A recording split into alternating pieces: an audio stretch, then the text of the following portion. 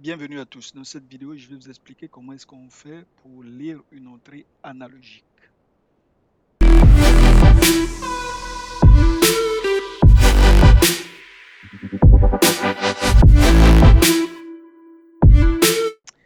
Donc, pour simuler mon entrée analogique, je vais utiliser un potentiomètre. Donc, je prends mon potentiomètre, je l'amène ici. Donc là, vous remarquez que mon potentiomètre, j'ai trois bornes. Borne 1, curseur, et puis la borne numéro 2. Donc, la borne 1, je vais la brancher à ici. La borne numéro 2,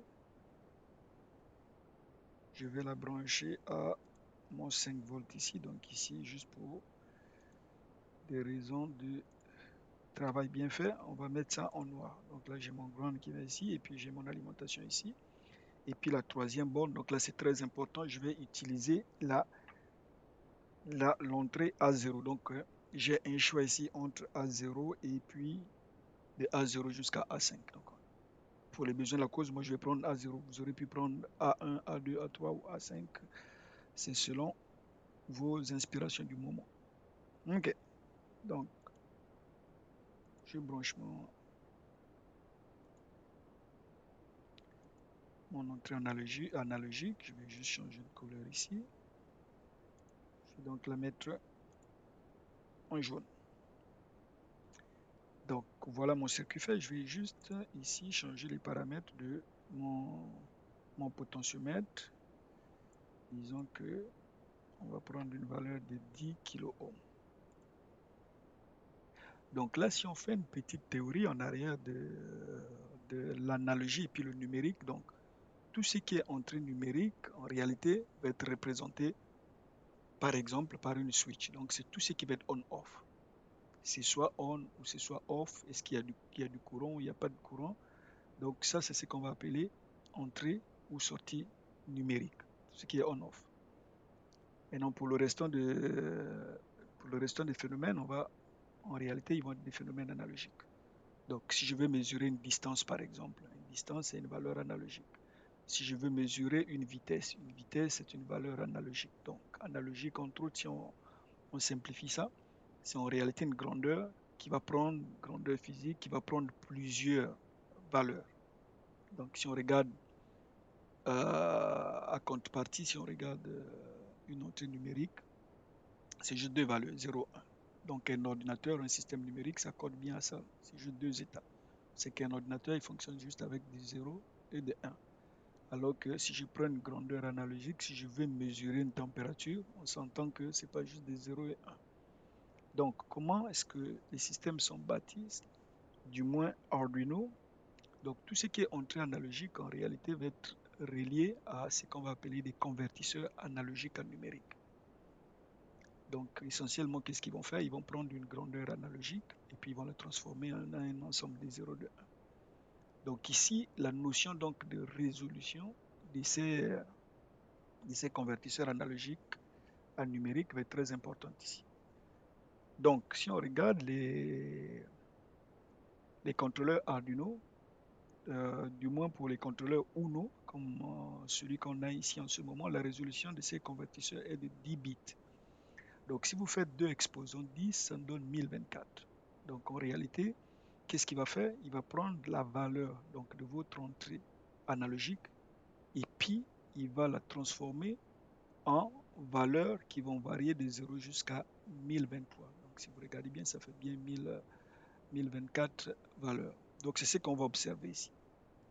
Quand je vais changer la position du curseur, disons, je pars de 0 jusqu'au maximum, mais la valeur qu'on devait afficher, là, on va le voir tout à l'heure, devait être de 0 jusqu'à 1023. Donc là, évidemment, avec cette valeur, après, on peut faire du traitement pour la ramener à quelque chose de plus compréhensible, c'est-à-dire de 0 jusqu'à 10 kilo ohms. Donc, si on commence notre programmation, donc je rentre dans mon programme, là vous reconnaissez nos deux fonctions ici, donc setup et puis void. Donc la première chose que je vais faire, donc je vais me réserver un espace, disons, je vais déclarer une variable qui est en réalité la réservation d'un espace dans lequel je vais pouvoir mettre la valeur que je vais lire. Donc la valeur du potentiomètre ici que je vais lire. Donc on va le mettre de type integer. Donc int, on va l'appeler valeur POT.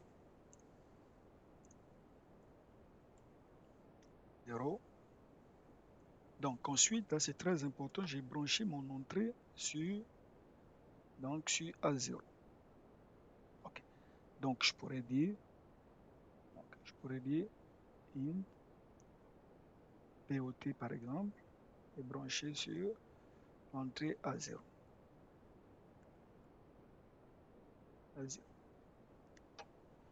Donc ce serait mes deux variables. Si j'arrive dans mon setup ici, donc on a vu dans la première chose qu'on va faire setup, c'est de dire au système, donc de dire à ma carte Arduino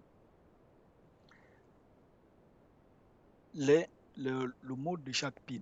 Donc ici, j'ai juste utilisé évidemment la pin A0 qui est une entrée.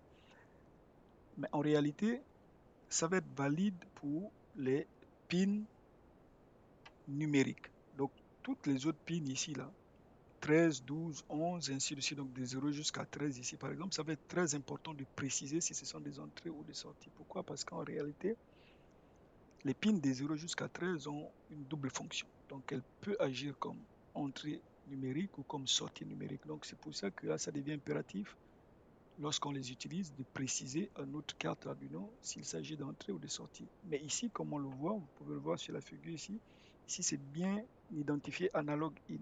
Donc en réalité, le système sait que de A0 jusqu'à A5, ce sont des entrées. Fait que on n'est pas tenu de, ou on n'est pas du moins obligé de préciser qu'il s'agit des entrées. Donc ici, on pourrait quand même le faire, juste pour des questions je dis des questions académiques, on pourrait le faire ici. Bon, faisons-le de toute façon. Donc je vais dire pin mode.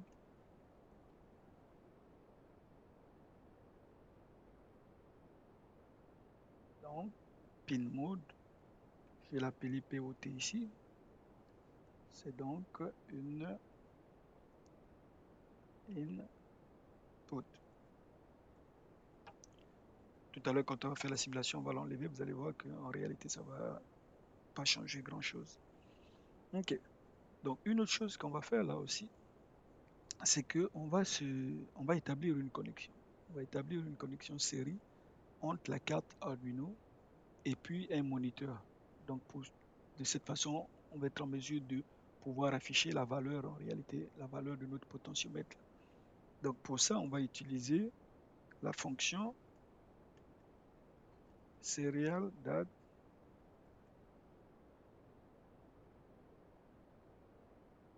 et on va lui donner une vitesse de 115 200. Donc, la carte Arduino et puis l'ordinateur vont communiquer à cette vitesse. Donc, ça va être tout pour notre setup. Maintenant, si on arrive à notre fonction loop ici, donc la première chose qu'on va faire, évidemment, ça va être quoi? Ça va être de lire notre entrée.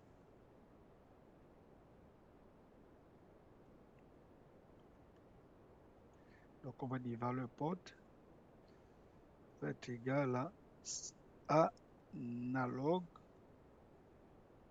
read. Donc, ça, c'est la fonction qui va me permettre de lire une entrée analogique, analog read. Donc, analog read, il va me demander quoi? Il va me demander un seul paramètre, c'est-à-dire la pin sur laquelle mon entrée analogique est branchée. Donc, ici, en l'occurrence, A0, où on va tout simplement écrire port, vu que c'est comme ça qui a été identifié. Donc là, je fais ma lecture. Après la lecture de la valeur de mon potentiomètre, donc je vais l'afficher à mon moniteur. Donc, comment je vais faire ça? Je vais utiliser donc la fonction serial.print. Ok, donc serial.print ln. Je vais donc écrire valeur underscore, donc c'est très important, port, un point virgule. Donc là, on va faire notre simulation, démarrer notre simulation pour voir. Donc en réalité, l'événement auquel je m'attends, c'est le suivant. Donc en réalité, à chaque fois que je vais changer la valeur ou la position du curseur de mon potentiomètre, je devais avoir une variation de valeurs entre 0 et 1023. Donc pour faire 1024 valeurs, pour les raisons que je vous ai expliquées tantôt. Donc, allons-y.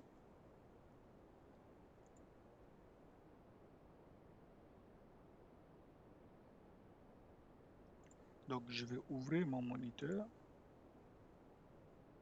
Donc là, on voit que ma position, donc la position de mon curseur en ce moment correspond à 0. Donc si je varie ici, je devais avoir une variation sur mon affichage ici. Donc vous voyez, donc je varie.